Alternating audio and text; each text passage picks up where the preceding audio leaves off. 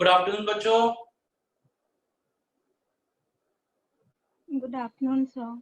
हाँ जी, good afternoon बच्चों। चलिए अपने वीडियोस ऑन करिए जल्दी से सब।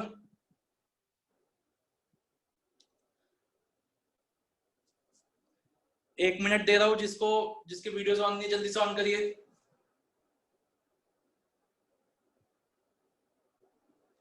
तन्मय, हाँ जी सब करिए। आर्यन आप भी करो।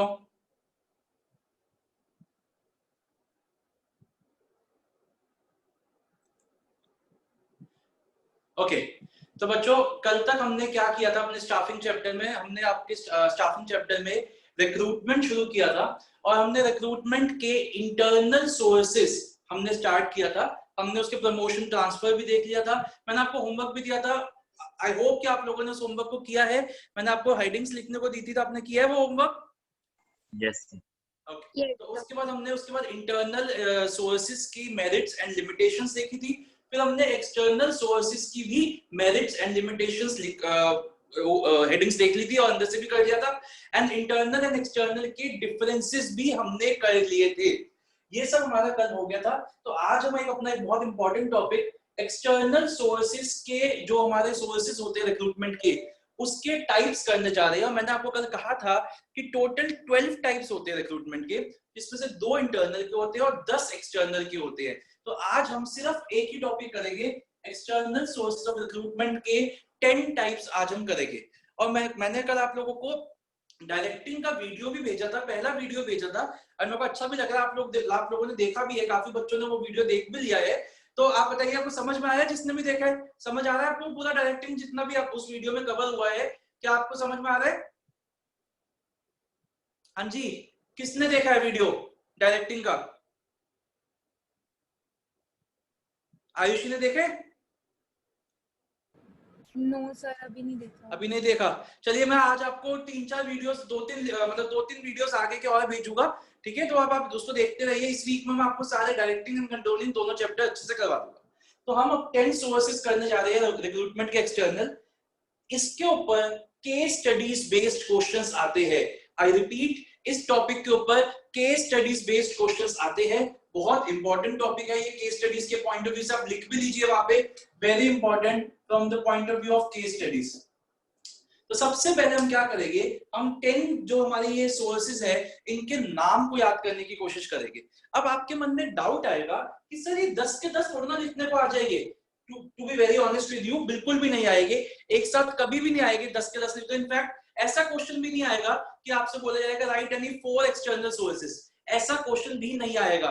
तो सर फिर आप हमें नाम याद क्यों करवा रहे हो? फिर आप हमारे को स्लैंग से नाम क्यों याद करा रहे हो? तो बच्चों, कभी कभी क्या होता है, क्वेश्चन आपके सामने आया, केस स्टडी आपके सामने आई और आपको समझ भी आ गया कौन सा आंसर होना चाहिए, लेकिन वो कहते हैं ना, वो कभी कभी बात जो होती है वो दिल पे होती है, लेकिन वो जुबान तक नहीं आ पाती। आप उसका नाम भूल रहे हो। आपको समझ तो आ गया, हाँ सर ने कराया था, लेकिन आप कहीं ना कहीं उसका नाम आपको याद नहीं आ पा रहा। तो अगर आप ऐसी सिचुएशन में फंस जाते हो, ऐसे प्रॉब्लम में आ जाते हो, तो आप इस स्लैंग के थ्रू सारे नाम को रिकॉल कर लोगे। आपको पता चल जाएगा कि कौन सा यहाँ पे कौन सा एक्सटर्नल सोर्स लगा है। तो एक बार देखते हैं 10 नेम्स क्या क्या हमारे, फिर एक एक करके इनको डिस्कस करेंगे। तो सबसे पहला है, बेटा आप अपने नोट्स पे भी आ सकते हैं। आपके नोट्स पे ये पेज नंबर 6.11 पे दे रखा है। आपके नोट्स पे यही चीज 6.11 पे दे रखी है फ्लो चार्ट पे। आप लोग अपने नोट्स पे भी देख सकते हैं, अगर आप बोर्ड पे देखना चाहे तो बोर्ड पे भी देख सकते हैं। तो सबसे पहला हमने देखा, मैंने अपने स्लैंग के हिसाब से लिखा है। सबसे पहला मैंने यहाँ पे लिखा है एडवर्टाइजमेंट ऑन टेलीविजन। तो सबसे पहला सोर्स क्या है एक्सटर्नल सोर्स का? Advertisement on television. हम टेलीविजन के थ्रू भी अपनी वैकेंसीज को भर सकते हैं। अब आपके मन में डाउट आ रहा होगा कि सर टेलीविजन के थ्रू हम कौन सी कंपनी अपनी वैकेंसीज भरती है? तो वो मैं अभी आपको बताऊंगा। 2 मिनट रुक जाओ, अभी सिर्फ हेडिंग्स पे ध्यान दे रहे हैं। तो अभी हम सिर्फ हेडिंग्स पे ध्यान दे रहे हैं। ओके, सेकंड मैंने यहां लिखा है लेबर कॉन्ट्रैक्टर्स। तीसरा मैंने यहां पे लिखा है एडवर्टाइजमेंट्स। अब आपके मन में अगेन एक डाउट आएगा, सर इस वाले एडवर्टाइजमेंट और इस वाले एडवर्टाइजमेंट में क्या फर्क है? सब बताऊंगा, थोड़ी सी ठंड रखो, थोड़ी सी पेशेंस रखो, सब बताऊंगा। अभी सिर्फ नाम के ऊपर ध्यान दीजिए। फोर्थ पे चलते हैं। तो फोर्थ हमारा है वेब पब्लिशिंग। वेब पब्लिशिंग का मतलब क्या हुआ? इंटरनेट के थ्रू हम अपने रिक्रूटमेंट कर सकते हैं। फिफ्थ क्या है? फिफ्थ है हमारा डायरेक्ट रिक्रूटमेंट। सिक्स्थ है हमारा placement agencies and management consultants. Placement agencies and management consultants एक ही है। सेवेंथ है हमारा एम्प्लॉयमेंट एक्सचेंज। एथ है हमारा रिकमेंडेशन ऑफ एम्प्लॉइज। नाइन्थ है कैंपस रिक्रूटमेंट एंड टेंथ है कैजुअल कॉलर्स। अब देखिए बच्चों इसका कितना अच्छा स्लैंग है, ये देखिए यहाँ पे according to law, A capital LAW सारा capital, according to law Delhi police enjoys raising costly challans. According to law Delhi police enjoys raising costly challans. और बेटा एक चीज मैं आपको बता दूं, कोविड के टाइम पे मेरे साथ भी हुआ है और मैं नहीं चाहता ये आपके साथ भी हो। तो मैं कार में जा रहा था अपनी फैमिली के साथ और कार में भी मास्क ना पहनने का 500 रुपए का चालान मेरा कटा है। तो आप लोग भी ध्यान रखिए। और इन्होंने तो दिल्ली पुलिस ने तो एक नई चीज कर दी, मैं अपनी वाइफ के साथ बैठा हुआ था, अब वाइफ साथ वाली सीट पे बैठेगी तो इस चीज के लिए भी बहस करे कि वाइफ के साथ सोशल डिस्टेंसिंग करो, वाइफ को पीछे बिठाओ। मैंने कहा भैया तू घर आके सोशल डिस्टेंसिंग करवा ले वाइफ के साथ, वाइफ के साथ सोशल डिस्टेंसिंग करो, वाइफ को पीछे बिठाओ। बहस करने लगे, फिर तो वाइफ भी बहस करने लग गई, मैं तो नहीं करूँ, मैं तो नहीं जाऊंगी पीछे, कुछ भी हो जाए, ये हो जाए वो हो जाए। तो मैं कह रहा हूँ Delhi police enjoys raising costly challans. जल्दी से एक बार सिर्फ हेडिंग्स याद करेंगे। दिव्यांशी क्या बात हो गई, जरा हमारे साथ भी शेयर करो, क्या चीज है, कोई बात है? मेरे ऊपर हंसी आ रही है? नहीं आप हंस रहे हो बहुत देर से, तो अगर कोई बात है तो हमारे साथ भी शेयर करें तो हम भी हंस लेंगे थोड़ा सा। वरना यार ध्यान दीजिए, चलो अच्छी बात है, हंसी नहीं हो अच्छी बात है, बट थोड़ा सा ध्यान दो। आइए बच्चों जल्दी से एक बार हेडिंग्स को देखते हैं। आप लोग स्लैंग लिख लीजिए। According to law, A capital, law का तीनों कैपिटल, LB AB WB सब कुछ capital. Delhi police enjoys raising, D capital, P capital, R capital, enjoys, E capital, R capital, costly challans, C capital and again C capital। तो एक बार सारी headings को याद करेंगे। A से एडवर्टाइजमेंट ऑन टेलीविजन, L से लेबर कॉन्ट्रैक्टर्स, A से advertisement, W से वेब पब्लिशिंग, D से डायरेक्ट रिक्रूटमेंट, P से placement agencies and management consultants, E से एम्प्लॉयमेंट एक्सचेंज, R से रिकमेंडेशन ऑफ एम्प्लॉइज, C से कैंपस रिक्रूटमेंट एंड C से ही casual callers. एक बार फिर से बोलूंगा मैं सारे नाम, क्योंकि मैं चाहता हूं आपको सारे नाम अच्छे से याद हो जाए। A से एडवर्टाइजमेंट ऑन टेलीविजन आप भी याद करिए क्योंकि मैं भी आपसे लिखवाऊंगा भी। L से लेबर कॉन्ट्रैक्टर्स, A से एडवर्टाइजमेंट्स, W से वेब पब्लिशिंग, D से डायरेक्ट रिक्रूटमेंट, T से placement agencies and management consultants, E से एम्प्लॉयमेंट एक्सचेंज, R से रिकमेंडेशन ऑफ एम्प्लॉइज, C से कैजुअल कॉलर्स एंड C से ही कैंपस रिक्रूटमेंट्स। बच्चों मैं आपको जल्दी से 5 मिनट्स दे रहा हूं, सारे नाम याद करिए अच्छे से। अभी ये मत सोचना कि है क्या क्या नहीं है, अभी डिस्कस करेंगे, रीड करेंगे और इसके बारे में कुछ लिखेंगे भी शॉर्ट नोट में, तो अभी आराम से अच्छे से याद हो जाएगा। अभी सिर्फ और सिर्फ हेडिंग्स पे ध्यान दीजिए। A से एडवर्टाइजमेंट ऑन टेलीविजन, L से लेबर कॉन्ट्रैक्टर्स, A से एडवर्टाइजमेंट, W से वेब पब्लिशिंग, D से डायरेक्ट रिक्रूटमेंट, P से placement agencies and management consultants, E से एम्प्लॉयमेंट एक्सचेंज, R से रिकमेंडेशन ऑफ एम्प्लॉइज, C से कैंपस रिक्रूटमेंट एंड C से casual callers. जल्दी से याद करिए।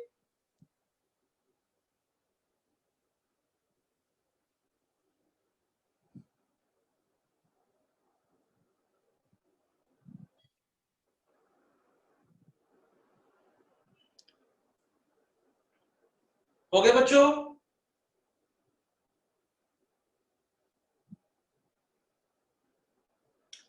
चलिए एक बार जल्दी से बोलते हैं। एल से क्या है बच्चों, जल्दी से बोलेंगे। एल से क्या है? सब बोलेंगे, सब बोलेंगे। आवाज ही नहीं आ रही मेरे को, तो 50 बच्चे बैठे हुए, आवाज ही नहीं आ रही। सब बोलेंगे। एल से क्या है? Labour contractor. जो नहीं बोलेगा बोर्ड में फेल है भाई वो। और देखो मैं जो बोलता हूँ, सरस्वती माँ अभी अभी आई थी, देख लो मैं कुछ नहीं कर सकता, बोर्ड में फेल हो जाओगे। अभी भी चांस दे रहा हूँ, अभी 2 मिनट फिर बोल लो, वरना मैं क्या कर सकता हूँ। एल से लेबर कॉन्ट्रैक्टर्स, W से web publishing, very good. P से क्या है? P से placement agencies and management consultants, very good. E से क्या है? Employment exchange. Very good. तो 2 C है, पहले C से क्या है? मतलब कोई campus casual callers. Recruitment, casual callers, campus recruitment. R से क्या है? Recommendation of employees. 2 A है, A से क्या है? एडवर्टाइजमेंट। और D से क्या है? Direct recruitment. बेटा अपने नोट्स को बंद करिए, मैं अपना वीडियो ऑफ करो। आप लोग ये हेडिंग्स को 2 बार लिखोगे अपने रजिस्टर में, वीडियो को मैं ऑफ करो, आप लोग ऑफ नहीं करोगे, और अपने नोट्स को बंद करिए, देख के नहीं लिखना। चलिए जल्दी से लिखिए 2 बार हेडिंग, सिर्फ हेडिंग।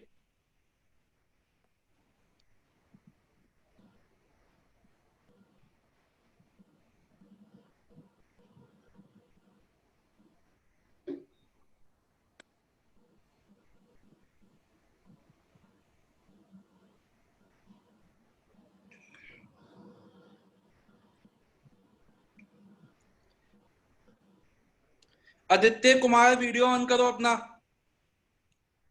दिया आप भी, ड्रोन, गोरांग, हरिद्य, जसप्रीत, खुशी, निकालू क्या सबको बाहर? एक एक करके वीडियो ऑन करो। चलो मेहुल, मिलन, मोहक। हाँ जी बच्चों, एक बार बोल वार्निंग दे दिया, आगे नहीं दूंगा, जल्दी से वीडियोस ऑन करो अपने सब। एक बच्चे का मैसेज आया था मेरे पास, सिर्फ उसको छोड़ के सब अपने वीडियोस ऑन करिए।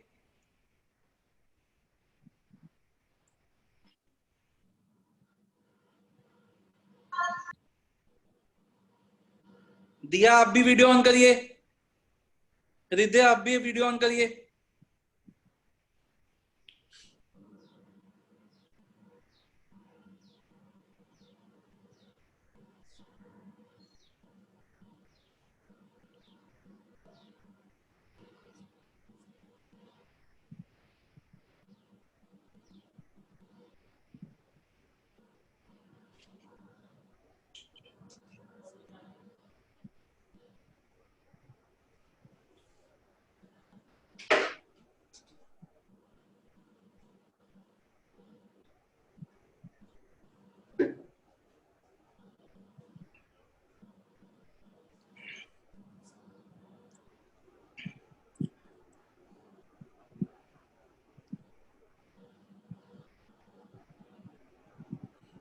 लिख लिए राघव?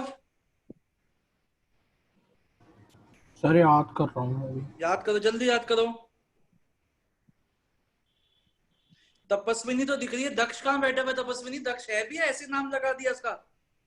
हाँ जी दक्ष, थोड़ा आप भी आ जाओ। हाँ क्या मैं, ठीक है सर दक्ष। हाँ नहीं, कहीं पता चले आज तू क्लास अटेंड कर ले तो कल मैं कर लूंगी, दोनों की अटेंडेंस लग जाएगी। नहीं सर, ऐसी बात नहीं है। चलिए वेरी गुड, करो अच्छे से लिखो। ये कार्तिक, पहले तो तू मुझे बता दे, तू कौन से कोपचे में बैठा होता है भाई? तेरे कुछ भी नहीं दिख रहा, तू लिख क्या रहा है? तेरी आंखें खराब हो जाएगी भाई, लाइट ऑन कर ले। अनन्या ने लिख लिए सारे? सर लिख रही हूँ। जल्दी से लिखिए।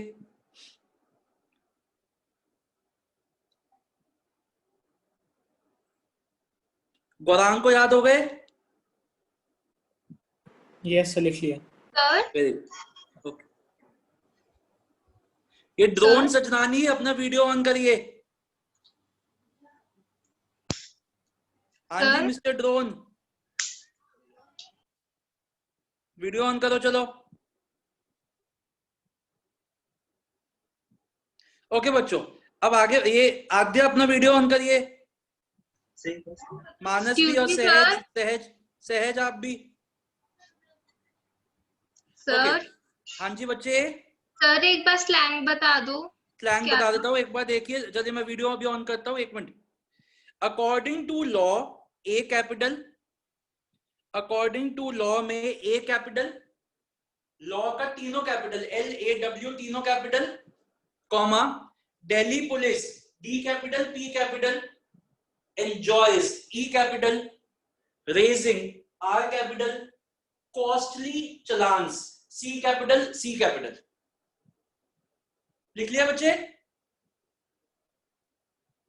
Yes sir. चलिए अब आइए शुरू करते हैं। सबसे पहले हम क्या करेंगे, सबसे पहले हम डिस्कस करेंगे सारे, और फिर एक एक करके इसको रीड करेंगे। बच्चों अब क्वेश्चन उठता है कि सर इसमें से मतलब क्वेश्चन कैसे आ सकता है? तो बच्चों आपके सामने हम जब हम ये पढ़ेंगे तो आप रियलाइज करोगे कि ऐसा नहीं है कि 10 के 10 सोर्सेस हर कंपनी के लिए यूजफुल है, हर ऑर्गेनाइजेशन के लिए 10 के 10 सोर्सेस यूज हो सके, ऐसा नहीं है। कुछ सोर्सेस एक पर्टिकुलर टाइप ऑफ ऑर्गेनाइजेशन के लिए लगते हैं, कुछ सोर्सेस एक पर्टिकुलर टाइप ऑफ ऑर्गेनाइजेशन के लिए लगते हैं। तो हम यही पढ़ेंगे कि कौन सा सोर्स किस टाइप के ऑर्गेनाइजेशन के लिए ठीक है, जिससे कि जब हमारे सामने केस स्टडी आए तो हम ये आइडेंटिफाई कर सके कि इस ऑर्गेनाइजेशन के लिए ये सोर्स बेस्ट रहेगा। तो क्वेश्चन इसमें इस तरीके से आ सकता है कि आपके सामने पूरा केस स्टडी होएगा, फिर पूछा जा सकता है which external source of recruitment can the organisation use, इस तरीके से आ सकता है। या क्वेश्चन इस तरीके से आ सकता है कि वो मतलब उसमें इसमें जो केस है उसमें इसमें से एक दो नाम लिखे हुए होंगे, वो हमें आइडेंटिफाई करने को आ सकता है कि कौन सा सोर्स कंपनी ने यूज किया है। तो हमें ये पता होना चाहिए कि कौन से सोर्स किस ऑर्गेनाइजेशन के लिए बेस्ट रहेगा। तो आइए शुरू करते हैं एक एक करके। अभी कुछ मत लिखना जब तक मैं नहीं कहूं, जब मैं बोलूंगा तभी लिखना। सबसे पहला है एडवर्टीजमेंट ऑन टेलीविजन। तो बच्चों सच बताओ, सच अगर मैं आपको बताऊं तो मुझे भी बहुत टाइम लगा ये सोचने के लिए कि कौन सी ऑर्गेनाइजेशन है जो टीवी के थ्रू अपनी वेकेंट पोजीशंस को भरती है। कौन सी ऐसी ऑर्गेनाइजेशन है जो टीवी पे एडवर्टीजमेंट करती है that we have vacancies for these post. तो मेरा आपसे क्वेश्चन है, क्या आप में से कोई मेरे को बता सकता है कौन सी ऐसी ऑर्गेनाइजेशन है जो टीवी पे वेकेंट पोजीशंस का मतलब पोस्टिंग करती है और टीवी के थ्रू रिक्रूटमेंट करती है? कोई बता सकता है? अगर कोई बता सकता है तो हाथ मतलब अपनी हैंड रेस करिए, ऐसे मत बोलना। बताइए, एक ही ऑर्गेनाइजेशन है, सिर्फ एक ही ऑर्गेनाइजेशन है जो इसको यूज करती है। कौन बता सकता है कोई? चलिए, नहीं आता, चलिए हाँ ये आया, किसका? भूमिका बताएगी। तो भूमिका बताएगी कौन सी ऑर्गेनाइजेशन है जो, और मुझे एग्जैक्टली नाम तो नहीं याद, पर कोई एयर होस्टेस ट्रेनिंग की है। एयर होस्टेस ट्रेनिंग का टीवी पे ऐड आता है क्या? हाँ सर, एक कंपनी का आता है, मुझे एग्जैक्टली नाम नहीं है। Frankfinn institute. हाँ, फ्रैंकफिन का आता है। अरे ये वैसे ये चलो आप ठीक बोल गई, लेकिन इससे भी बेटर मैं आपको एग्जांपल देता हूँ। आप लोगों ने टीवी पे एक ऐड देखा होगा जिसमें लिखा आता है, जिसका वो आता है ज्वाइन इंडियन आर्मी या join Indian Navy, live the life less ordinary. देखा है ऐड आता है इंडियन नेवी का? अब एक बात अब आपके मन में आएगी, सर इंडियन आर्मी या इंडियन नेवी कोई ऑर्गेनाइजेशन नहीं तो नहीं है, वो तो कोई ऑर्गेनाइजेशन नहीं है। तो मेरा आंसर आपसे, वो क्यों नहीं है ऑर्गेनाइजेशन? वो तो इनफैक्ट सबसे बड़ी ऑर्गेनाइजेशन है भारत की, इंडिया की। तो इंडिया की ऑर्गेनाइजेशन का मतलब क्या है? Group of people. तो इंडियन नेवी भी तो एक ग्रुप ऑफ पीपल है, इंडियन नेवी भी तो एक ऑर्गेनाइजेशन है, और उसका टीवी पे ऐड आता है join Indian Navy, live a life less ordinary, be बहुत अच्छा एडवर्टाइजमेंट आता है उसका, और वो उसमें बताते भी है कि ये पोस्ट है। तो इसका जो एग्जांपल है वो एग्जांपल हो सकता है इंडियन नेवी, और जो एग्जांपल भूमिका ने दिया है ये मैं भी नहीं सोच पाया था, बट आंसर बिल्कुल करेक्ट है। भूमिका वाला example Frankfinn air hostess training institute भी हो सकता है। तो एडवर्टाइजमेंट टीवी में देने के फायदे क्या है? आप एक बहुत अट्रैक्टिव एडवर्टाइजमेंट बना सकते हो with the help of audio visuals, technology को यूज करके बहुत अट्रैक्टिव आप एडवर्टाइजमेंट बना सकते हो और उसको प्राइम टाइम पे एयर कर सकते हो, जिससे कि मैक्सिमम लोग इसको देखें। तो बहुत अच्छा एग्जांपल है फ्रैंकफिन एयर होस्टेस इंस्टीट्यूट, और दूसरा हो गया हमारा इंडियन आर्मी। तो अभी इसको रीड करेंगे, इतना ही है इसमें। आगे चलते हैं, लेबर कॉन्ट्रैक्टर्स की बात करते हैं।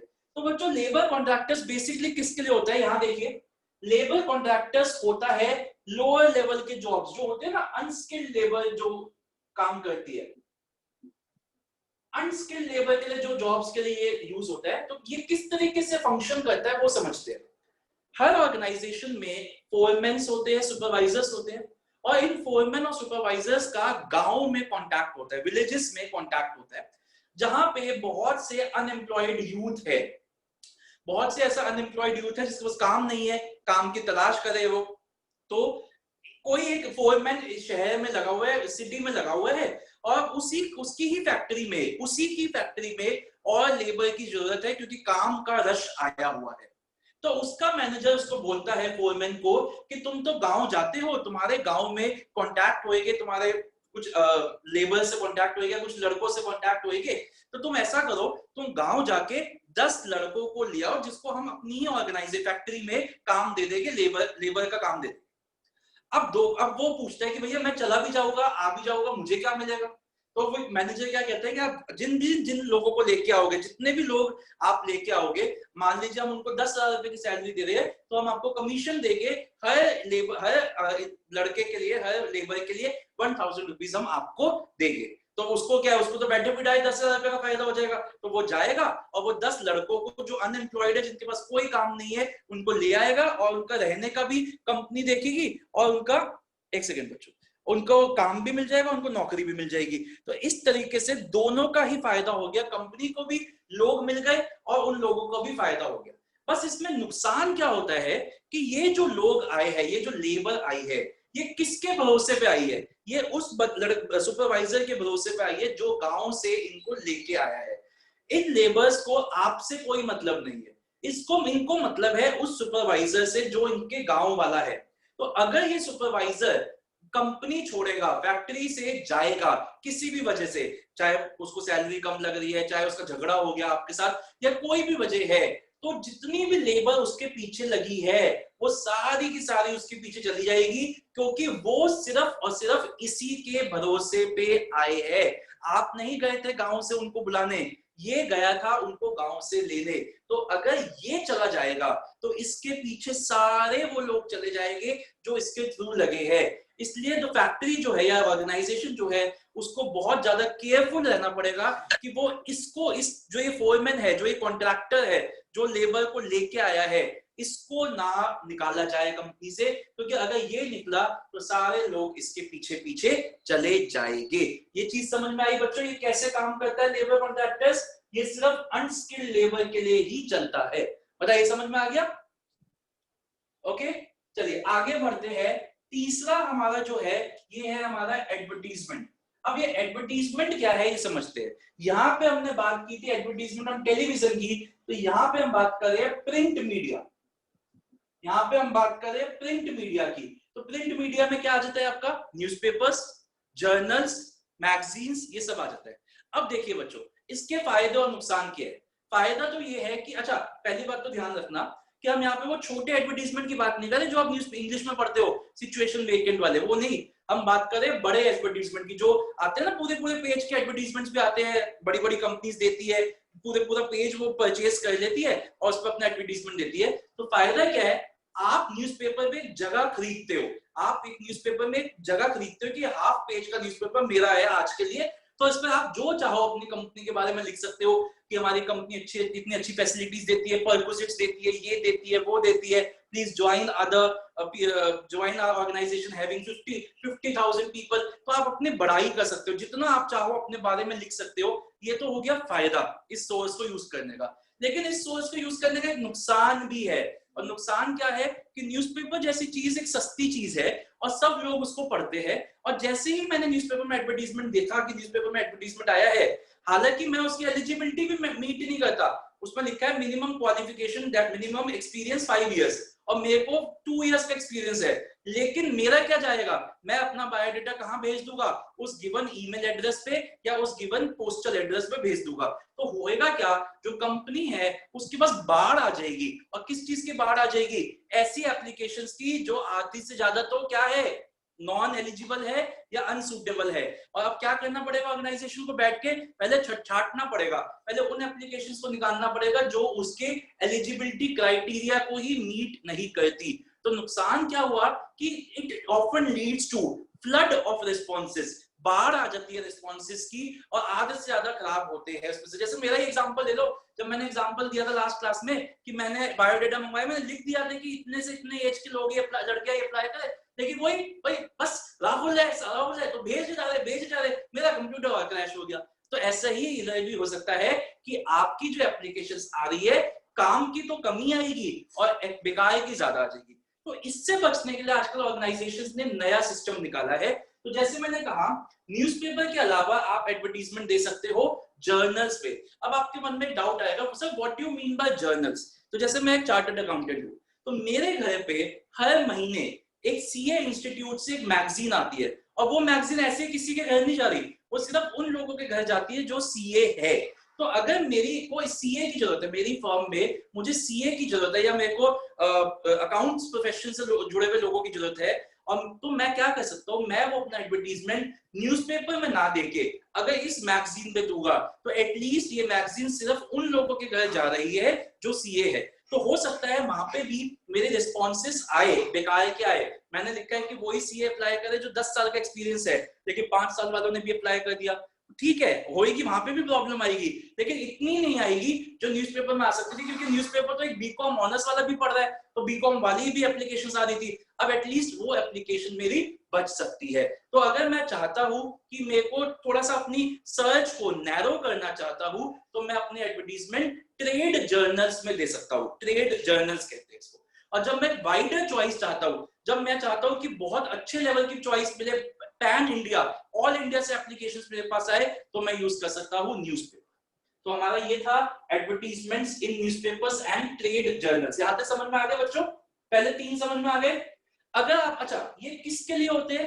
न्यूज़पेपर में आप हर तरीके की जॉब को पोस्ट कर सकते हो, आप स्किल्ड जॉब्स भी लिख सकते हो, आप सेमी स्किल्ड जॉब्स के बारे में भी लिख सकते हो, और आप अनस्किल्ड जॉब्स के बारे में भी लिख सकते हो, क्योंकि न्यूज़पेपर तो सभी इंसानों के पास यूज मतलब पढ़ सकते हैं, सब इंसान ले सकते हैं। तो इस पे ऐसा नहीं है, इस पे स्किल्ड के लिए भी हो सकता है, सेमी स्किल्ड के लिए भी हो सकता है, और अनस्किल्ड के लिए भी हो सकता है।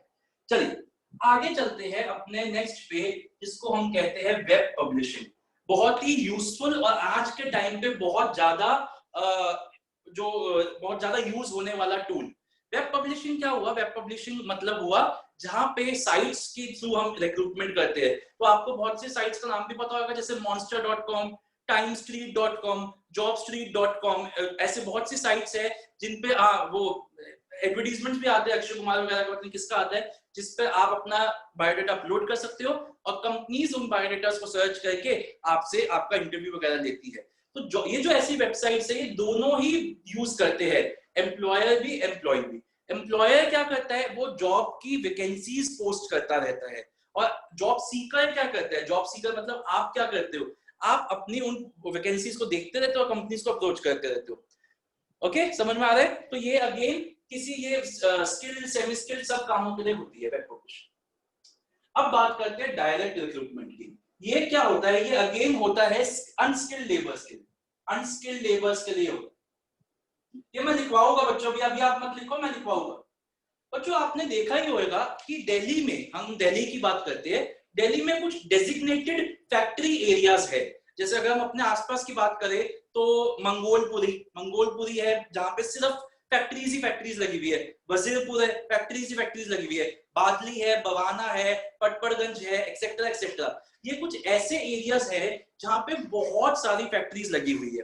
तो क्या करती है फैक्ट्रीज? मान लीजिए मेरी फैक्ट्री है जहां पे मैं, मान लीजिए पेपर प्लेट्स बनाते हैं, हम डिस्पोजेबल आइटम्स बनाते हैं, पेपर प्लेट्स एक्सेट्रा एक्सेट्रा, और अब दिवाली का सीजन आने वाला है, तो मुझे ऐसा लगता है कि अब मेरे को प्रोडक्शन डबल करनी है, ट्रिपल करनी है, और मेरा जो ऑलरेडी वर्किंग लेबर है वो अभी कम है। तो मैंने क्या किया, मैंने अपनी ही फैक्ट्री के बाहर, कोई न्यूज़पेपर नहीं, कहीं कुछ नहीं, अपनी ही फैक्ट्री के बाहर एक पेपर प्रिंट करके लगा दिया दैट हमें 50 लेबर की जरूरत है। हमने लिख के लगा दिया, और हमने लिख दिया कि कल सुबह 9 बजे हम लोगों को रखेंगे, कल सुबह 9 बजे हम लोगों को रखेंगे। अब जो बेरोजगार है, जो अनएम्प्लॉयड है, वो इन एरियाज में ऐसे ही घूमता रहता है, बीड़ी फूकता रहता है, घूमता रहता है, दारू पौवा लेके घूमता रहता है, भैया काम तो है नहीं, पड़े रहते, यहाँ पड़े वहां पड़े।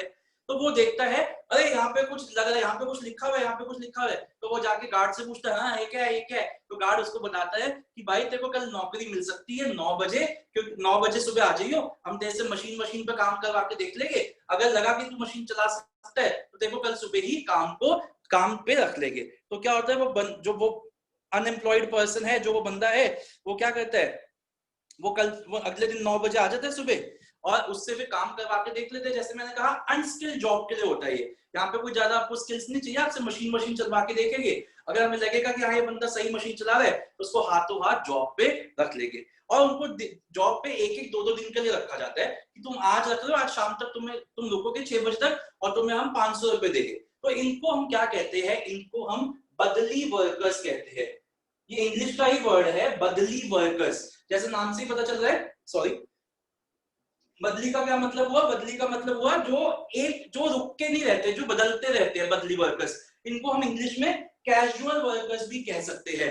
ये आज है, हो सकता है कल होए ना, हो सकता है परसों फिर आ जाए, उसके फिर चले जाए, ऐसा ही ये चलता रहता है। तो इनको हम बदली वर्कर्स कहते हैं।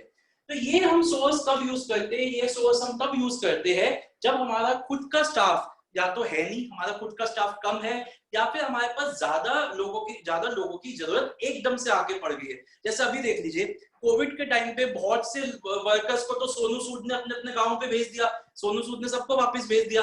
अब धीरे धीरे अनलॉक हुआ और जैसे जैसे फैक्ट्री में काम शुरू हुआ, हमारे पास वर्कर्स ही नहीं थे, तो हम क्या कर सकते हैं, हम अपने फैक्ट्री के बाहर एडवर्टीजमेंट दे सकते हैं कि हमें 40-50 लोगों की जरूरत है, आप लोग कल आ जाइए 9 बजे, हम कल आपसे काम करवा के देखेंगे। तो यहाँ पे डायरेक्ट रिक्रूटमेंट यूज होता है। समझ में आ गया बच्चों? ये 5 अभी तक आपको समझ में आ गए? कोई डाउट तो नहीं है किसी को भी? अगर कोई भी डाउट आ रहा है तो प्लीज एक बार क्वेरी रेज कर दीजिए। नहीं, ठीक है, चलिए आगे बढ़ते हैं। एक बार 6th को छोड़ के पहले 7th करते हैं, फिर 6th पे आए। बच्चों एम्प्लॉयमेंट एक्सचेंज क्या होता है? ये एक गवर्नमेंट रन बॉडी है, ये एम्प्लॉयमेंट एक्सचेंज कर रही है। Employment exchange is a government run body, और इन 10 सोर्सेज में से सिर्फ यही एक ऐसा सोर्स है जो गवर्नमेंट चलाती है। एक मिनट,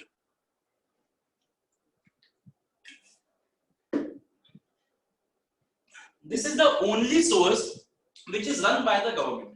देखो बच्चों, हर गवर्नमेंट जब भी आती है, जब भी वो नई गवर्नमेंट फॉर्म होती है, तो सबसे पहला उनका जो इलेक्शन का मैनिफेस्टो होता है, जब वो आके लोगों से वोट मांगती है और लोगों को बोलती है हम ये करेंगे, हम वो करेंगे, हम ये करेंगे, हम वो करेंगे, तो सबसे पहला हर पॉलिटिकल पार्टी के लिए होता है कि वो क्या करेंगे, वो बेरोजगारी हटाएंगे, वो अनएम्प्लॉयमेंट को हटाएंगे। अब हटाना कुछ नहीं है, लेकिन लोगों को तो दिखाना है ना कि हाँ हम इस पॉइंट के लिए काम करें, इस डायरेक्शन में काम करें। तो वो क्या करते हैं, वो एक एम्प्लॉयमेंट एक्सचेंज खोल देते हैं।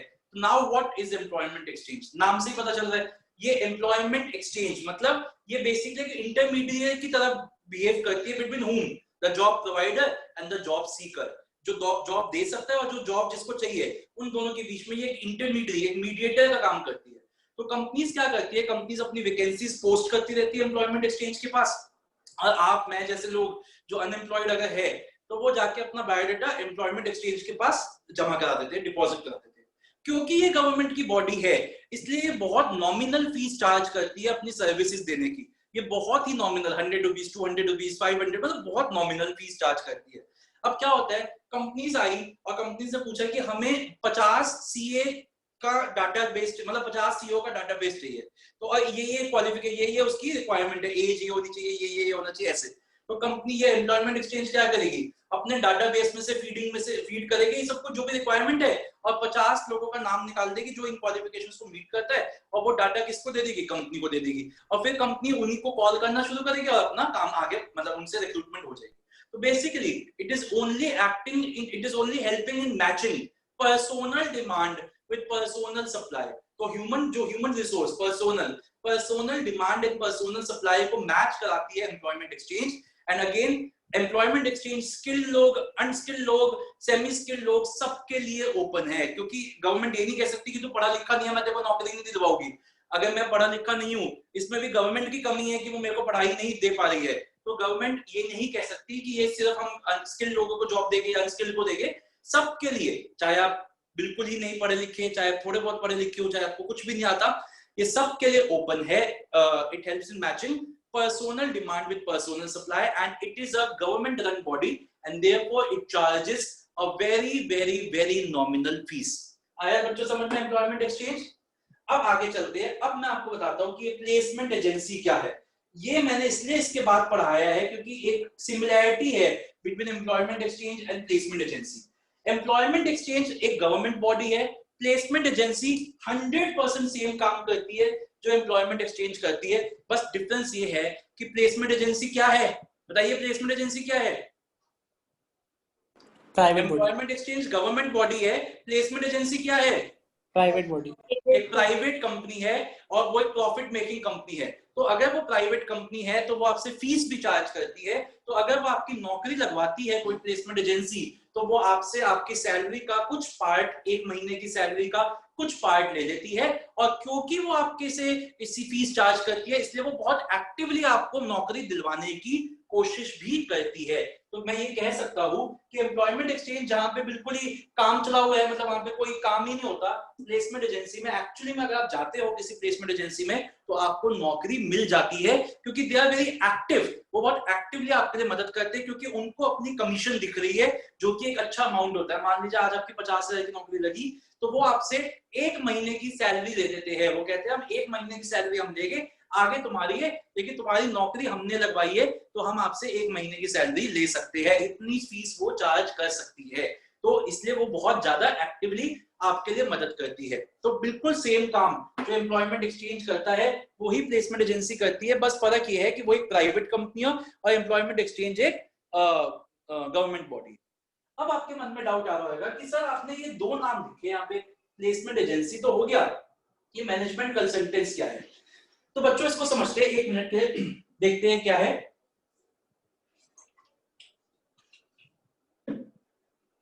देखिए बच्चों, प्लेसमेंट एजेंसी जो होती है ये स्पेशलाइज करती है lower level and middle level recruitments के लिए, मतलब डिपार्टमेंटल हेड्स हो गए, इस लेवल के रिक्रूटमेंट के लिए तो ये प्लेसमेंट एजेंसी ठीक है। लेकिन जब हायर लेवल के रिक्रूटमेंट्स करने होते हैं कंपनी को, टॉप लेवल के रिक्रूटमेंट्स करने होते हैं, तो आता है मैनेजमेंट कंसल्टेंट्स का रोल। मैं आपको एक एग्जांपल से समझाता हूँ, और अगर आप चाहो तो हिंदी में लिख भी सकते हो बाद में, पहले समझो। ऐसे करते हैं कि मेरा स्कूल, मान लीजिए एक स्कूल है और उस स्कूल का के प्रिंसिपल है एक कोई भी एक इंसान, मिस्टर XYZ उस स्कूल के प्रिंसिपल है, और वो अब रिटायर होने वाले हैं क्योंकि वो 60 इयर्स के हो गए हैं, इस साल वो रिटायर हो जाए। लेकिन उनका इस एजुकेशन इंडस्ट्री में बहुत नाम है, क्योंकि उन्होंने अपने स्कूल को, कोई भी स्कूल ले लो, अच्छा स्कूल कोई भी, उन्होंने अपने स्कूल को यहाँ से यहाँ तक रेस किया है, और सब लोग जितने भी और स्कूल के प्रिंसिपल्स है, जो उनसे छोटे हैं उनसे बड़े हैं, वो सब बहुत रिस्पेक्ट करते हैं इन प्रिंसिपल की। और अभी वो बहुत एक्टिव है, हेल्थ वाइज भी बहुत एक्टिव है, और मेंटली तो वो बहुत ज्यादा स्ट्रांग है।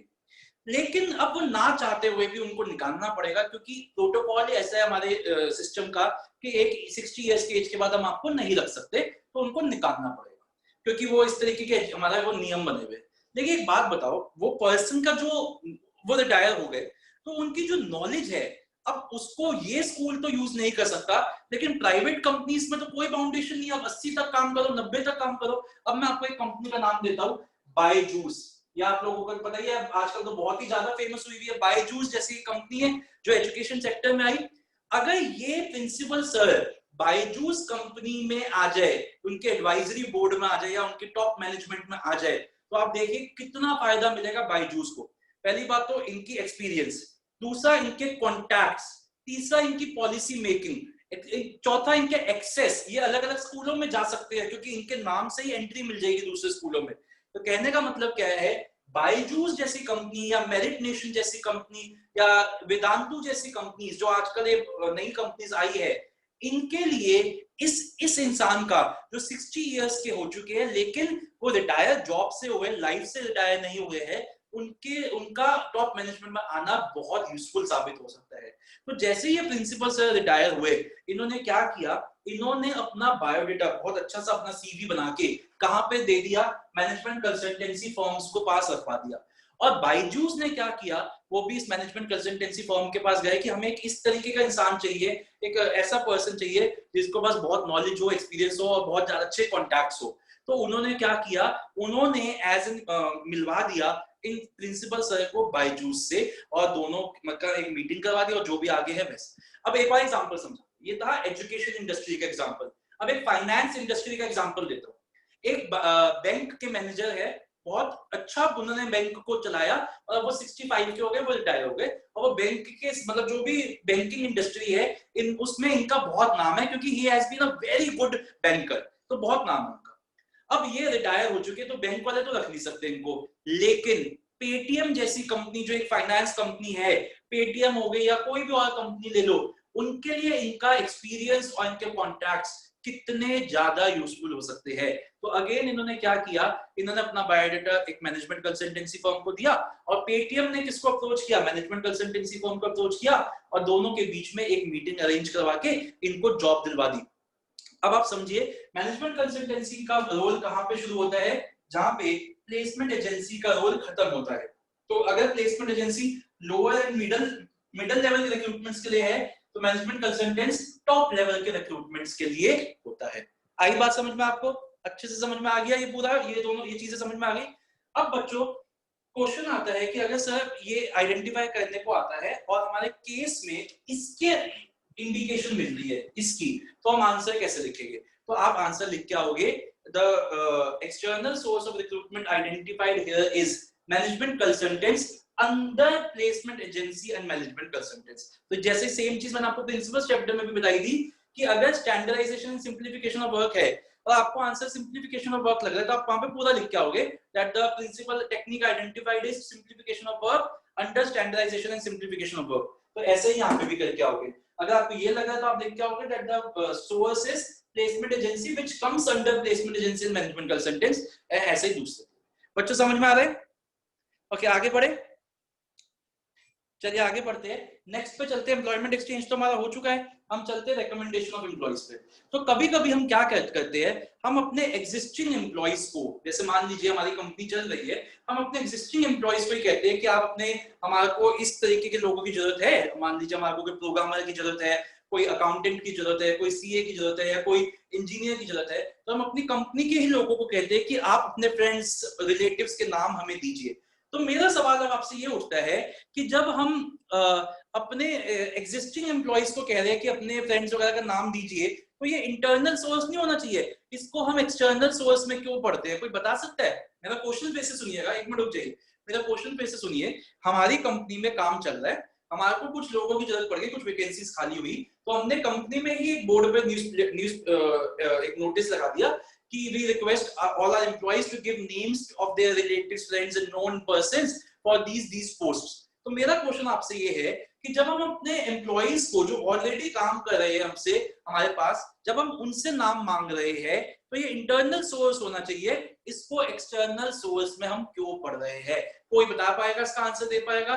तो एक मिनट, भूमिका बताना चाहती है इसका आंसर, और कोई देना चाहता है? तो चलिए भूमिका बताएगी। भूमिका भूमिका एक मिनट रुक जाओ, अरे यार ये तो बहुत सारे बच्चों को देना है, तो ऐसा करते हैं, इसका आंसर हृदय देगी। हृदय आप बताओ पहले।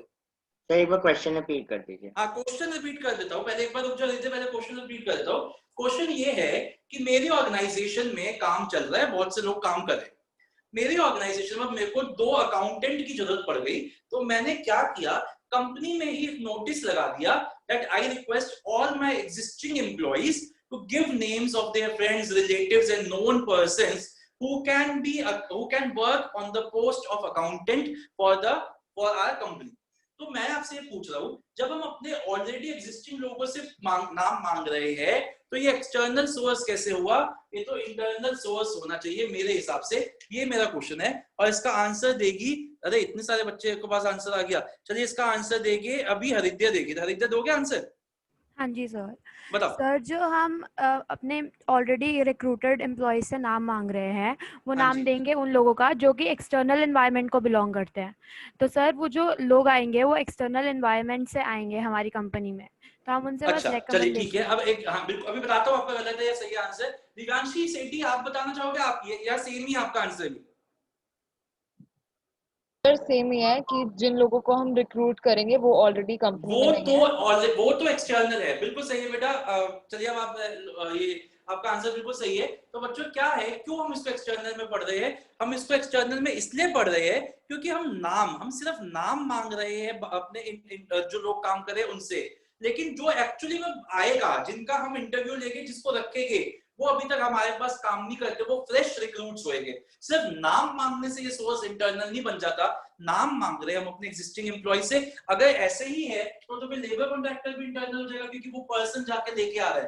तो इससे ये इंटरनल एक्सटर्नल डिसाइड नहीं होता। इंटरनल एक्सटर्नल डिसाइड होता है कि जो इंसान आ रहा है वो ऑलरेडी वर्किंग है कि नहीं। तो जो इंसान, चाहे वो लेबर कॉन्ट्रैक्टर हो चाहे वो रिकमेंडेशन हो, दोनों पे ही जो लोग आ रहे हैं वो फ्रेश आ रहे हैं हमारे पास, अभी तक उन्होंने हमारे पास काम नहीं किया। तो ये, लेकिन इसका इस सोर्स का एक बहुत अच्छा फायदा होता है।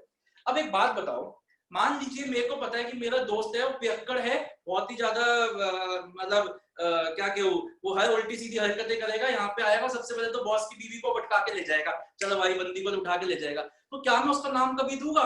मतलब मेरा कुछ लिखा है यहाँ पे कि मैं उसका नाम दे दूंगा कि हाँ सर इसको रख लो, ये बड़ा अच्छा मेरा दोस्त है? मैं उसका नाम कभी नहीं दूंगा, क्योंकि मुझे पता है वो तो आके कांड करके 2 मिनट में निकल जाएगा।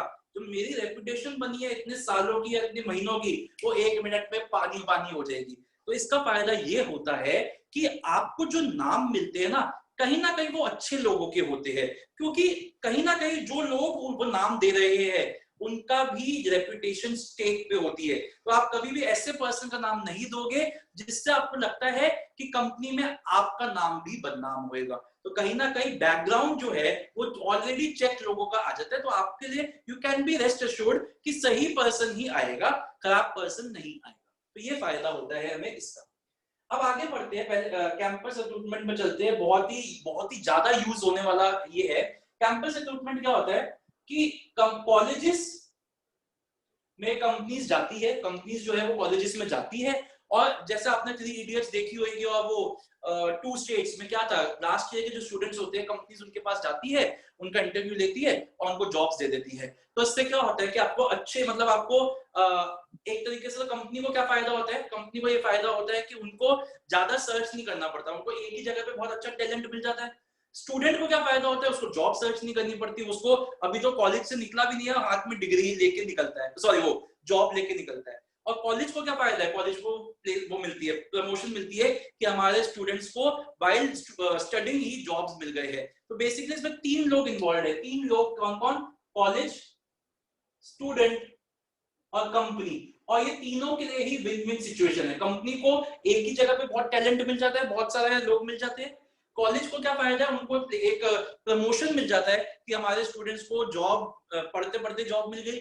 और स्टूडेंट को क्या फायदा है, उसको जॉब हंटिंग नहीं करनी पड़ी, उसको जॉब ढूंढना नहीं पड़ा, जब वो पढ़ रहा था उसको तभी जॉब मिल गई। तो ये बहुत यूज होता है। ये टेक्नोलॉजिकल कॉलेजेस जैसे ये इंजीनियरिंग कॉलेजेस में बहुत यूज होता है, मैनेजमेंट कॉलेजेस में बहुत यूज होता है। तो ये मैनेजमेंट की पोस्ट भरने के लिए, इंजीनियरिंग की पोस्ट भरने के लिए बहुत ज्यादा यूज होती है। एंड लास्टली आ जाते हैं कैजुअल कॉलर्स। ये मैं आपको समझाता हूँ कि बहुत ही बढ़िया है, बेटा थोड़ा सा माइंड मत करना। मैं ऐसे बोलूंगा कि कंपनीज ना बड़ी मतलब शैतान होती है, बहुत शैतान होती है कंपनीज। और कंपनीज ने क्या कर रखा है, एक बहुत ही सुंदर एक रिसेप्शनिस्ट बिठा रखी होती है। अब मान लीजिए हम जॉब मांगने गए किसी कंपनी में, तो वो सबसे पहले पूछेगी what do you want sir. तो मैं आप बोलोगे what can I do for you, वो पूछेगी तो मैं क्या, वो कुछ नहीं ma'am, I have come here for a job. तो वो बोलेगी I am really sorry sir, we do not have any vacancy for you. फिर मैं थोड़ा सा रोगा, नहीं ma'am I want job, I please really want job. तो वो कहेगी कि सर अभी तो हमारे पास वैकेंसी नहीं है, लेकिन आप ऐसा करिए, आप अपना बायोडाटा मेरे पास छोड़ जाइए, और जैसे ही हमारे पास कोई वैकेंसी आएगी हम आपको कॉल करेंगे। तो हम अपना बायोडाटा वहां छोड़ जाएंगे, और जैसे ही हम बाहर निकलेंगे हम अपने सारे दोस्तों को फोन कर देंगे, भाई कहीं जाओ ना जाओ, सबसे पहले इस कंपनी में जाना, कुछ मिले ना मिले अच्छा लगेगा। जाके आप बैठोगे वहां पे, वो सुबह से शाम तक वहां भीड़ लग जाती है, 50-100 बायोडाटा आ जाते हैं। मैडम उस मैडम को रखा इसलिए, सिर्फ इसलिए रखा हुआ है कि बस वो लोगों को यहाँ पे बुलाए, तो वो हो जाता है। अब 1 महीना निकला, 2 महीने निकले, 2 महीने बाद एक्चुअली में उस कंपनी में मेरे लायक जॉब निकलती है। तो मैडम क्या करेगी, मैडम वो फाइल निकालेगी फिर से और उसमें से कॉलिंग करनी शुरू करेगी। तो वो बोलेगी hello hi Rahul, I am calling from this company, do you remember you came to me on this date and are you still looking for a job। तो मेरे पास जॉब है, लेकिन मैं तब भी क्या हुआ, yes I am unemployed always for you। हाँ मैं तो हमेशा आपके लिए खाली बैठा हूँ, बताइए क्या करना है। तो वो कहेगी why don't you come over a cup of coffee, कल आओ देखते हैं हम कुछ कर सकते हैं कि नहीं। तो मैं बड़ा एक्साइटेड हो गया, वाह कल कॉफी पे बुलाया है। मैं वहां जाता हूँ कॉफी पे अगले दिन और देखता हूँ मेरे जैसे सब लोगों को बिठा रखा है वहां पे, 50 लोगों को बिठा रखा है।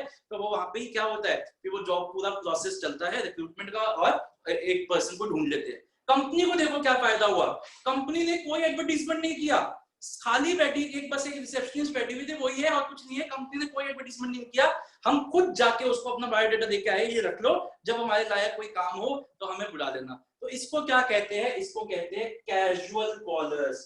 क्यों कैजुअल कॉलर्स है, कैजुअल कॉलर्स का मतलब क्या होता है, अनसॉलिसिटेड। अनसॉलिसिटेड का मतलब क्या होता है, बिन बुलाए लोगों की, जो लोगों के बायोडाटा है उसी में से कंपनी आपको जॉब दे देती है। तो क्या होता है, कंपनी के पास एक डाटाबेस होता है जिसमें अनसॉलिसिटेड मतलब अनकॉल्ड फॉर पीपल, उनकी एप्लीकेशंस कंपनी रखती रहती है और वो सारा कंप्यूटर में फीड करती रहती है। और मान लीजिए एक बार जॉब एक्चुअली में निकला तो उसी को डाटाबेस को सर्च करके हम लोगों को बुला लेते हैं। And maximum number of times उन्हीं में से एक पर्सन सिलेक्ट भी कर लेती है कंपनी, तो उसका सारा एडवर्टीजमेंट का खर्चा बच जाता है, एक्सेट्रा बच जाता है। तो दिस इज कैजुअल कॉलर्स। ये अगेन सेमी स्किल्ड सब कामों के लिए होता है। इतनी बात समझ में आई बच्चों आपको? ये हमने 10 पढ़े। अब हम क्या करेंगे, अब हम इसको 1 बाय 1 न्यूज से अपने नोट से रिवाइज करेंगे, पढ़ेंगे। और हम क्या करेंगे, एक पेज पे यहाँ पे फ्लो चार्ट बना हुआ है ना, हम यहाँ पे छोटा छोटा लिखते रहेंगे कि कौन सा सोर्स किस काम जॉब के लिए सही है। तो जैसे हम लिख लेंगे direct recruitment good for semi skilled या अनस्किल्ड, ऐसा लिखते रहेंगे जब पढ़ेंगे। तो इससे हमारे पास क्या होगा कि हमारे को एक रेडी चीज मिल जाएगी। पेपर में जाने से आधे घंटे पहले 1 घंटे पहले जब हम रिवाइज करेंगे तो हम इसको पढ़ जाएंगे, तो हमारे माइंड में फ्रेश रहेगा कि कौन सा सोर्स किस टाइप के जॉब्स के लिए ठीक है। ओके बच्चों, तो आज का ये हमारा लास्ट काम रहेगा। आइए एक बार रीड करना शुरू करते हैं। Come to page number 6.1।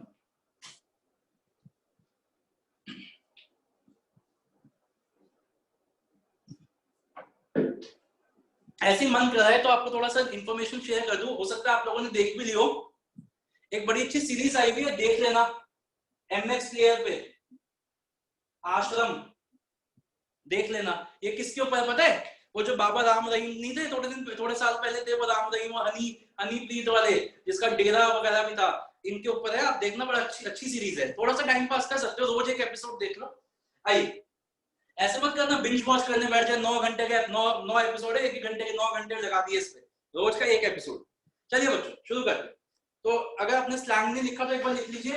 According to law Delhi police enjoys raising costly challans.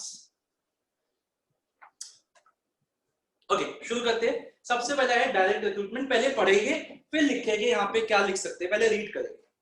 Under the direct recruitment a notice is placed on the notice board of the enterprise specifying the details of the jobs. Job seekers assemble outside the premises of the organization on the specified date and selection is done on the spot. बच्चों बड़ा simple है, जहां मुझे लगेगा कि कुछ समझाने वाला है मैं वहीं रुकूंगा। अगर आपके मन में कोई डाउट आता है तो आप क्वेरी रेज कर दीजिए।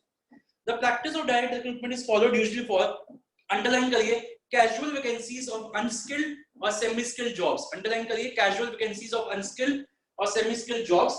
Such workers are known as badli workers. Underline करिए, badli workers, as they are paid remuneration on daily wage basis.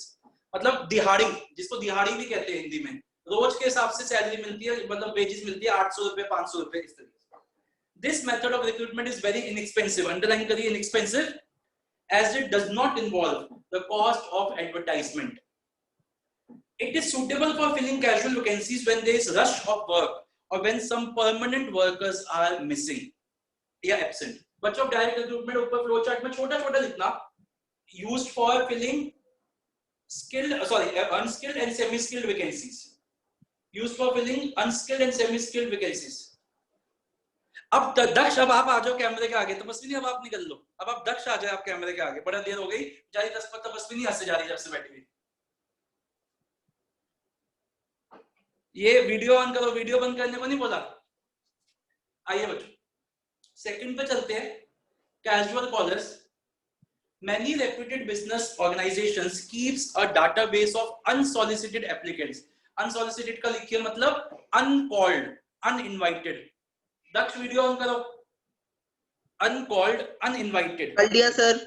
नहीं हुआ बेटा, कह तो सर देखो सर, नहीं हुआ सर देखो sir. Offices, such job seekers can be a valuable source of manpower. A list of such job seekers can be prepared and can be screened to fill the vacancies as they arise. Okay, major merit, it reduces the cost of recruiting workforce in comparison to other sources. तो ये सस्ती पड़ती है as compared to other sources, ये सस्ता है casual callers. तो इस पे आप लिख सकते हो, ये भी सबके लिए होती है, सेमी स्किल्ड सबके लिए होती है। अब आइए थर्ड पे, एडवर्टीजमेंट। एडवर्टीजमेंट्स इन न्यूज़पेपर्स और trade and professional journals. Underline करिए न्यूज़पेपर्स, अंडरलाइन करिए trade journals, professional journals, is generally used when a wider choice is required. The advantage of advertisement is that a lot of information about the organization and the job can be given. Box में लिखा हुआ मैंने, advertisements gives the management a wider range। तो एक number का question आ सकता है, which source of external recruitment, लिख लीजिए, which source of external recruitment can be used, which source of external recruitment can be used when a wider choice is required. Which source of external recruitment can be used when a wider choice is required? Sir, please repeat. Which source of external recruitment can be used when a wider choice of applicants is required? सात्विक जी video on करिए, गुरांग आप भी। चलिए आगे चलते हैं। Advertisement gives management a wider range, ठीक है। Advertisement may be placed in leading newspapers. Its disadvantage is that it may bring a flood of response, मतलब flood of response मतलब बाढ़ आ जाती है, बहुत सारे responses आ जाते हैं, and many a time from quite unsuitable candidates.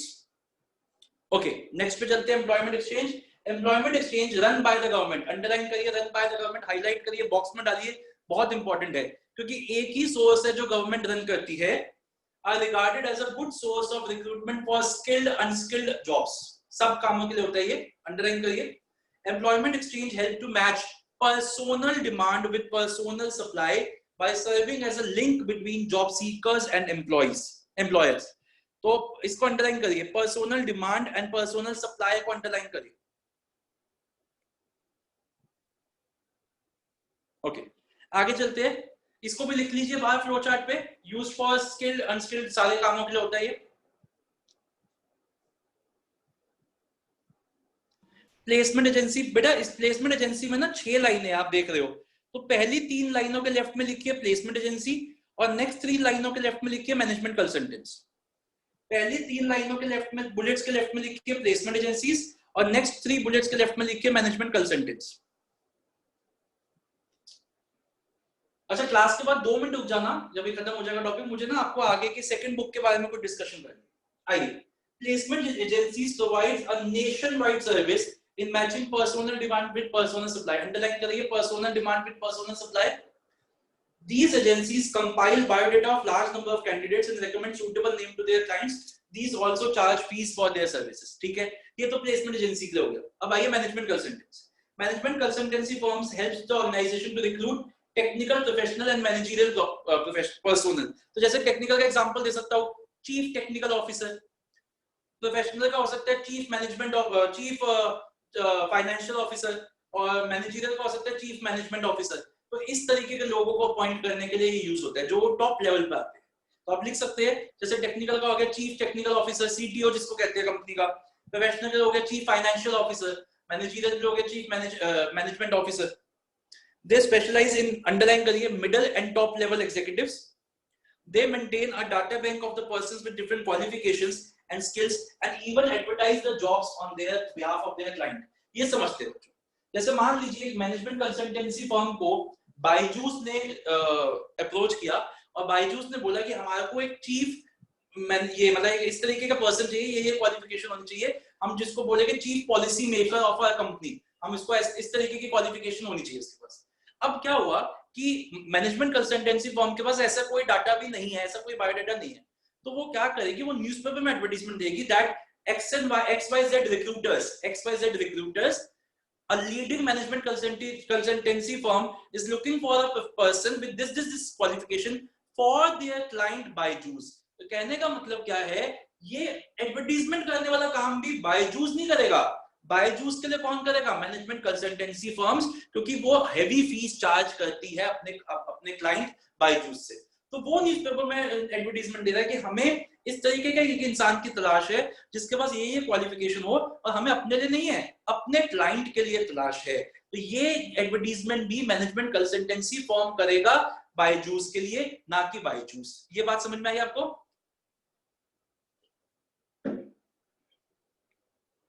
आगे चलते हैं, इसका बाहर लिख लीजिए फ्लो चार्ट में, use for high top level and middle level recruitments. Okay, campus recruitment. Colleges and institutes of management and technology have become a popular source of recruitment for technical, professional, and managerial jobs. Many big organizations maintain a close communication with the universities. With the universities and vocational schools. Vocational schools ऐसे होते हैं बच्चों, जैसे शायद आपने नाम सुना हो, पॉलिटेक्निक्स होते हैं ना, जैसे नेताजी सुभाष प्लेस पे भी है पॉलिटेक्निक फॉर वुमेन, पॉलिटेक्निक्स होते हैं जहाँ पे ना हम आपको ऐसे कोर्सेज सिखाते हैं जिसको करके आप एकदम से जॉब पा सकते हो छोटे लेवल की, जैसे स्टिचिंग हो गया, कुकिंग हो गया, टाइपिंग हो गया, इस तरीके के कोर्सेज जहाँ सिखाए जाते हैं उनको कॉलेज ऑफ वोकेशनल स्टडीज कहते हैं, वोकेशनल स्कूल्स। तो वहां पे भी आप जा, मतलब जैसे मान लीजिए अगर मैं कोई गारमेंट मैन्युफैक्चरिंग कंपनी है और मुझे ऐसे बहुत सारे लोग चाहिए जिनको मशीन चलानी आती हो, स्टिचिंग मशीन चलानी आती हो, स्विंग मशीन चलानी आती हो, तो मैं कॉलेज ऑफ वोकेशनल स्टडीज वगैरह में जाके वहां से लोगों को रख सकता हूँ। तो ये हो गया universities, vocational schools and management institutes to recruit qualified personnel, this is referred to as campus recruitment. Recommendation, applications introduced by present employees and their friends and relatives may prove to be a good source of recruitment. Such, ये मैंने box में लिखा हुआ है, such applicants are likely to be good employees because their background is sufficiently known. Labor contractors keep in touch with the laborers in the villages and bring them to the places where workers are required. On payment of certain commission, they are ready to supply the required number of workers. Workers are recruited, ये line को बड़ा very important mark करना बच्चों, third bullet को। Workers are recruited through labor contractors who are themselves the employees of the organization. Highlight करिए, who are themselves the employees of the organization. The disadvantage of this system is that if the contractor himself decides to leave the organization, all the workers employed through him will also follow suit. Follow suit is a English phrase. ये follow suit का मतलब है English phrase, जैसे मैंने कहा, that girl left the class, all the boys followed suit. क्या मतलब हुआ कि वो लड़की क्लास छोड़ के गई, सब लड़के उसके पीछे पीछे चल दिए। फॉलो सूट का मतलब होता है फॉलो द सेम। ये कॉमन इंग्लिश का फ्रेज है, आप इसको नॉर्मल लैंग्वेज में भी यूज कर सकते हो। तो फॉलो सूट का मतलब हुआ जैसे कि वो सब भी उसको छोड़ के चले जाएंगे, follow same. Okay. Advertisement on television. The practice of telecasting of vacant posts over television is gaining importance these days. The detailed requirement of the jobs and the qualities can be publicized. यहाँ पे आप example लिख सकते हो। अभी तो आपको याद है, 2-3 महीने बाद शायद ना याद आए, इंडियन नेवी और जैसे भूमिका ने कहा वो Frankfinn institute of air hostess training, दो एग्जांपल्स हमारे पास है। ओके, वेब पब्लिशिंग पे चलते हैं। Internet is becoming a common source of recruitment these days. There are certain websites specially designed and dedicated for the purpose of providing information about both the job seekers and job openings. Websites such as Naukri.com, Jobstreet.com are very commonly used both by prospective employees and organizations searching for suitable employees. बच्चों हमने internal external कर दिया था differences भी, yes और no? तो एक minute रुकिए, यहाँ ध्यान दीजिए बच्चों। इसके साथ हमारा ये रिक्रूटमेंट खत्म हो जाता है। अब मैं आपको थोड़ा सा बता दूं नेक्स्ट वीक तक हम कैसे करेंगे, यहाँ ध्यान दीजिएगा बच्चों। अब मैं नेक्स्ट वीक जो हमारे 4th and 5th पढ़ेंगे सितंबर 4th और 5th पढ़ेगा, तो 4th 5th सितंबर में मैं आपका ये चैप्टर फिनिश करा। तो जिन भी बच्चों के स्कूल में एग्जाम 12 को है, 13 को है या 14 को है, सबका स्टाफिंग फिनिश हो जाएगा मेरे साथ ही, आपको कोई डरने की जरूरत नहीं है। अब बात उठती है सर डायरेक्टिंग एंड कंट्रोलिंग। बच्चों कल शाम तक मैं डायरेक्टिंग के सारे वीडियोस आपके साथ शेयर कर दूंगा, कल शाम तक आप उसको अपनी कन्वीनियंस पे देखते रहिए। अब आपकी क्लास नेक्स्ट सैटरडे है, सीधा नेक्स्ट सैटरडे को है, तो मैं आपसे रिक्वेस्ट करूंगा कि इस हफ्ते में आप एक एक वीडियो 2-2 वीडियो देख के अपना डायरेक्टिंग को चैप्टर को फिनिश कर दीजिए। कल शाम तक मैं सारे वीडियोस आपके साथ शेयर कर दूंगा और कंट्रोलिंग के भी वीडियोस, कंट्रोलिंग 2 या 3 वीडियोस बनेंगे उसके, वो भी मैं आपके साथ 1-2 दिन में शेयर कर दूंगा। तो within this, by the end of this coming week आपकी फर्स्ट बुक, जिनके स्कूल में एग्जाम्स आ रहे वो तो कर ही ले, और जिनके एग्जाम्स नहीं आ रहे वो थोड़ा रुक के कर सकते हैं, ये आप खत्म कर सकते हैं। अब आते हैं अपनी सेकंड बुक पे, जो मेरे को पता चला है कि सेकंड बुक में भी काफी बच्चों के स्कूल में आ रही है सेकंड बुक हमारी, और उसमें 1-2 स्कूल ऐसे हैं जिनका एग्जाम 19th, 18th या 19th को ही है, जैसे शायद जीडी गोइंग का है।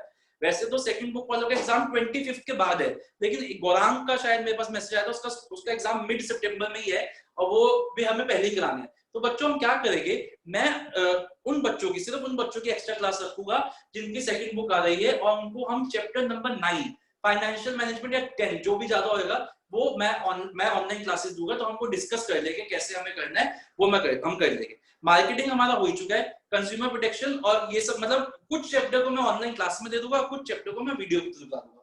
आपसे ये रिक्वेस्ट है, मैं बार-बार कह रहा हूँ, मैं सब बच्चों का कोर्स करवा दूंगा उनकी डेट से पहले, तो मैं आपसे रिक्वेस्ट करूंगा बस थोड़ा सा एफर्ट्स आप डालिए, और ये जो अब आपकी एग्जाम्स होंगे तो बहुत अच्छे से परफॉर्म करेगा। सबका कोर्स मैं करवा दूंगा, कोई चिंता किसी को करने की जरूरत नहीं।